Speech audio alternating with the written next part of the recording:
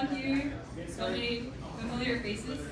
That's awesome. So today we're going to be explaining our project, which was to build a machine learning model to classify whether or not a person has Alzheimer's disease based off of their EEG signals. I'm Tawny. And I'm Jake. I'm Abigail. I'm Jerry. I'll let Jackie start. So I will just give a brief background of our research project. So in 2025, over 7 million Americans are living with Alzheimer's, and every year it costs the US over $300 billion in medical care. And so the big question is, what's exactly happening inside the brain, and how do we see that? So one common way we use is to use the EEG, MRI. Sorry. So MRI is like taking a detailed picture of our brain, and when we compare the healthy brain with the one with Alzheimer's, we can clearly see the difference. And so the one with Alzheimer's, it's much smaller, and we can see that there's some plaques build up inside the brain. But here's the issue: by the time we can see these damages, Alzheimer's is already quite developed. In other words, MRI can only show us what has already happened inside the brain, but it may not to show those damages early enough for us to stop it. So instead of just looking at the brain, what if we can listen to the brain instead? This is where the EEG comes in. It's like EEG records the brain signals in real time. It is like listening to the brain while it is speaking. Because it's collecting the brain activities in real time, it can collect the very subtle changes long before those physical damages become visible on the MRI. Now, upon first collecting a person's EEG data, the data is very, very noisy, as you can see displayed here. Therefore, we have to apply what's called a pre-processing or pipeline, which involves a bandpass filter, artifact subspace reconstruction, and independent component analysis. Now, starting off with a bandpass filter, what this does is essentially squishes the frequency signals to be between a certain range. The numbers that we chose for our research was 0.5 and 45. The reason why we choose those numbers instead of any other is because meaningful brainwave states all fall within that range. Next, we use ASR, which automatically pinpoints the noisiest parts of EEG data and removes them. Then, we use something called ICA, which unmixes the signal to be very smooth and consistent. Researchers have used ASR and ICA together instead of just using one of them, because with the paired use of the ASR and ICA functions, researchers found that they're able to get much cleaner signals than they could with just the application of one of these functions. Now, upon applying this entire pipeline, we were able to clean a signal, not just a signal, but multiple signals from one patient as such. This is subject 1 for my data set. And then we move on to the next step. Right, so after we filter all of that data, we're gonna chunk the data and transform them into images called a spectrogram using an algorithm called short-time Fourier transform. Afterward, we're gonna separate into 3 different lists: an IDs list, a features list, and a labels list. So the IDs list is just gonna tell us which patient is which. The features list is the main EEG data that the model will be training on. And basically, it's going to recognize patterns, and it's going to pump out a prediction on whether or not the person has Alzheimer's or is healthy. And then the labels list is simply telling us which patient is healthy or has Alzheimer's. As such. Okay, so then we're going to split the data into 3 different buckets: a train bucket, a validate bucket, and a test bucket. This is because we can't just give the entire data set to the model to train, and then eventually when we're testing out the model, we use that very same data set. This is going to cause the model to memorize the data instead of learn, and once we give it a new output, it's actually going to perform badly. So to prevent this, we're going to set aside 75% of the data to train the model, then the rest of it to validate and test the model. The validate data set is going to help tweak the model and just increase the accuracy, and this occurs during the training stage. And the test data set is just going to test out the final model. Okay, so after all of that data preparation, we're finally going to be able to train our machine learning model we're going to be using something called a convolutional neural network, also known as a CNN, in order to determine whether or not the person has Alzheimer's or not. So this is the general architecture of a CNN network. We're going to be going over topics such as convolutional layers, flattening, and fully connected layers, and more. So just to clarify some things, a model actually doesn't see the image as it is. It actually reads the individual pixel values based on the image, and where each pixel value just determines a color. So that is what our model is going to be training on. Okay, so when you guys are thinking about training a machine learning model, you might think we're going to take this entire image and then feed it into the fully connected layers of the CNN in order to pump out a prediction.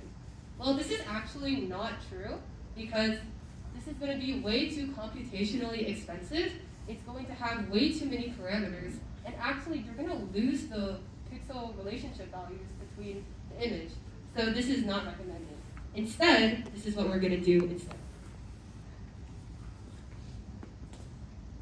So, my fellow nerds in this room are very excited now, because I'm going to go in depth in explaining the progress of convolution. So I will start with an example. So if we have an input image as a y-axis, this is how computer actually scan the image, which is a 8x8 matrix. So convolution is actually just applying a filter as a sliding window or a smaller matrix on our initial matrix. And also the matrix calculations will happen between the numbers on the sliding window and the numbers on our initial matrix, so that we will get a new number. And then we will slide the sliding window one block to the right, and then we do the exactly same thing. So then we got another new number. So we'll continue doing that until the sliding window slides through the whole image. So after that, we'll get a new matrix with new numbers on it. So we call it a feature map. So as we can see on the feature map, the size actually decreased to 6x6. And also, why we call it a feature map? So as humans, we can obviously see at the X shape, but for computers, it's just a bunch of numbers. And these numbers represent how strongly the filter detects certain pattern. So through the progress of convolution, the model is actually learning and extracting those features. But still, we have a relatively big input size. So the pooling layer will actually help us directly reduce the image size. This is how it looks like after the pooling layer. It is a 3x3 matrix now, and also we can still see the X shape. So the pooling layer not only reduced the image size, but also preserve the important features that we want for our later training. So, circling back to our project, this is the whole pipeline of our convolutional neural network. So first, we have our spectrograms as our input, and then we have several layers of convolution and pooling. Through the process, the model is learning and extracting features. And then we plug in those learned features into a fully connected layer that will ultimately give us a prediction score as an output for each classes. And the score is between 0 to 1. So if the score is close to 0, that means the patient might be healthy. And if the score is close to 1, that means the patient might be Alzheimer's. Now, upon training our CNN model, we were able to achieve an 87.5% accuracy rate. This, however, has a limitation, because this can only be applied in a research setting and cannot be applied in a clinical setting. So we're going to work towards being able to train this model to be used in the real world. That's all for now. Then, for our project this semester, we use something called Streamlit, which is an open source Python framework that essentially showcases how a model can take in EEG data and come up with a prediction score, determining whether or not, based off of that EEG data, someone has Alzheimer's or is healthy. We'd also like to primarily acknowledge this research paper by Decoder Brain students last semester, namely Jason Lee, and co-authored by Elijah Hussein and Abraham Reyes. So Yeah, that's our project. Thank you guys so much for your time and for listening.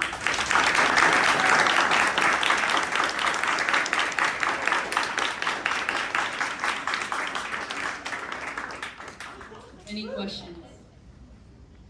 Yes.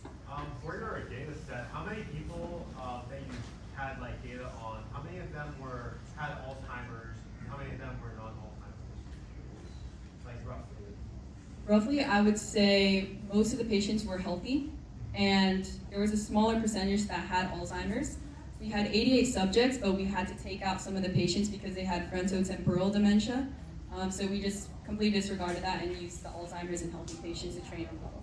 And you collected the data yourself? No, we did not. We got it from an open source data set from the Hospital of Thessaloniki, which is in Greece. Any other questions? Yes. You were lowering the resolution with convolutions. Was there a reason for lowering that resolution of the input data? Was it a data, you had too much data coming in, or why did you? Well, we did turn the data into something multidimensional by extracting certain features. So instead of just taking in the patient label, that wouldn't give us anything meaningful. So that's why we had to correlate it with like frequency bins, time frequency bins, and with that we got 4-dimensional data. So that's why we had to lower the resolution of that, kind of like shrinking the size of the image of the spectrogram so that we could get a binary number at the end that determines whether or not someone has Alzheimer's or not, or like indicates whether someone has Alzheimer's or not. Okay, thank you so much.